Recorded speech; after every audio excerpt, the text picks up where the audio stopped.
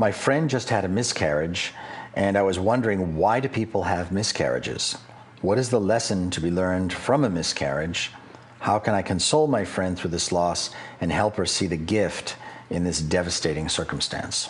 All right, there's a lot to cover there. First of all, my condolences go to your friend, and my blessings as well. Why do people have miscarriages? Well, let me start by saying this hopefully will shatter the whole myth and the whole milieu around miscarriages that's so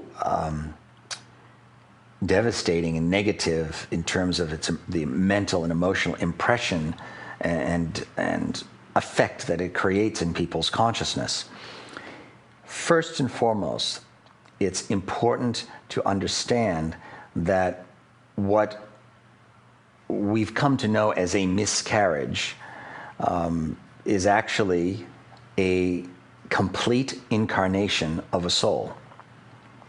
Soul enters the physical plane upon conception. I mean, you could argue and say, as I do, a human life actually begins at request, not at conception, which is again a misnomer.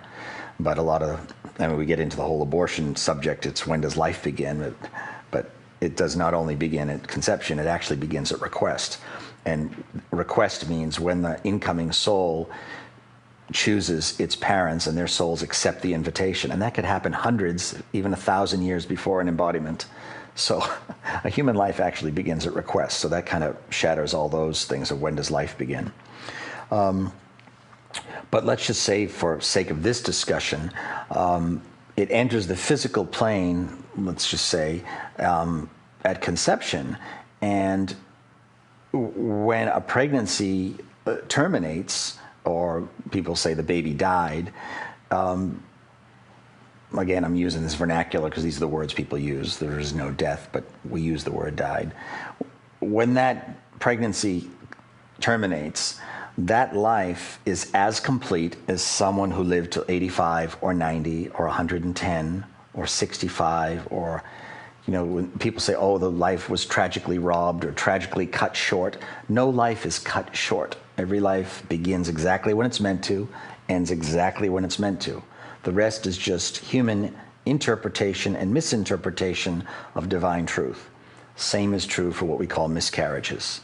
A miscarriage is a complete incarnation of a soul that came in for that specific window of time. It's just a lot shorter than the lives we're accustomed to of 70, 80, 90 years. And that entire incarnation took place in utero. So as opposed to outside the uterus, or a combination, which is what most lives have. But it is no less a life, no less an incarnation, and mostly no less complete an incarnation than a life of any duration, in or outside of a uterus. So that first part should bring a lot of peace of mind to all the dear women who have had miscarriages. My mother had 2, 3 actually, because one was twins.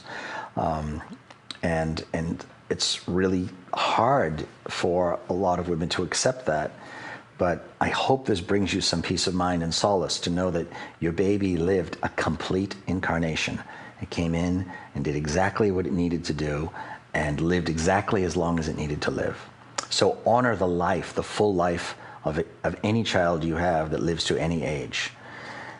Secondly, what is the lesson to be learned from a miscarriage? Now, obviously, that's a really, really oversimplified generic question, which is virtually impossible to answer because there is no answer to that question, no one-line answer. And nor is it a single lesson. A miscarriage, what we're calling a miscarriage, could bring multitude of gifts to not just the mother, but the father, the siblings, friends around, community, society, the world at large, other dimensions. I mean, it's infinite. The impact that any decision, any choice that any soul makes, the rippling effect of that throughout all of creation is virtually impossible to tabulate, virtually. Even from when you put your key in your door and open the door and walk outside, you can't even conceive of how many things are affected by that in any given moment all over the world and places you'll never even know. If you want to get a tiny taste of that principle, go see the movie Sliding Doors with Gwyneth Paltrow. It came out, I believe, in the 80s. And that's just one snowflake on the tip of the iceberg of this principle. Every single thing that happens affects everyone and everything in creation. That's why it's so important to this concept of the right use of will, to make the most kind, source, divinely sourced, loving choices in every moment with all four levels of our creation: thoughts, feelings, words, and deeds. Because the impact, the ramifications, implications, rippling effects of every single choice people make with their use of free will is incomprehensible and incalculable. So the lesson from a miscarriage, there is no one lesson. But any individual can, again, through introspection, be in the asking within oneself and of the divine, what is the gift here? What am I to learn from this? How is this healing me, changing me? Some people, it brings them into deeper levels of surrender. Some, it teaches them more about unconditional love. It teaches them about self-love. It teaches them to purify or transcend guilt or shame. It's limitless. It teaches some people greater gratefulness and appreciation for the gift of life by seeing one, quote unquote, cut short so quickly.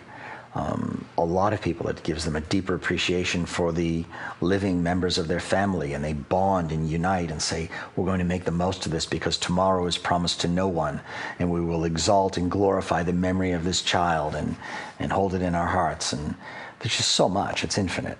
And it's also true of anything, any experience in your life, whether it's a miscarriage or anything else. You can learn and glean as much as you want. There's really no limit to it. But certain events do have certain primary messages and gifts that they are meant and destined and created by ourselves to bring us, to deliver to us. But that's for the individual to decide and discern and reveal within oneself. Now, if the actual individual herself were to come to me, call me, or meet with me, as I do with any people when they come to my retreats or to my evening discussions where we have satsang and it's interactive, yes, I can help fine-tune and go into the specifics for that actual person with that actual miscarriage. So I want to be clear about that. I don't mean to just put out vagaries. I'm giving you general principles, but on an individual basis, when a specific person comes with a specific event, be it miscarriage, losing a job, the death of a partner, car accident, we can do the process. I help guide and coach and teach people how to do this inquisition, this self-inquiry, and ascertain and discern those divine truths. That's what I do. That's the foundation of my ministry and teachings. I teach people to master that process of self-inquiry as the vehicle for God realization, coupled with learning tools to purify the self and become greater and greater love, unconditional love. Those two merged together are the hallmark and foundation of who I am and what I do, and impart to others so that they can do it for themselves and share that with others, teach it to others as well.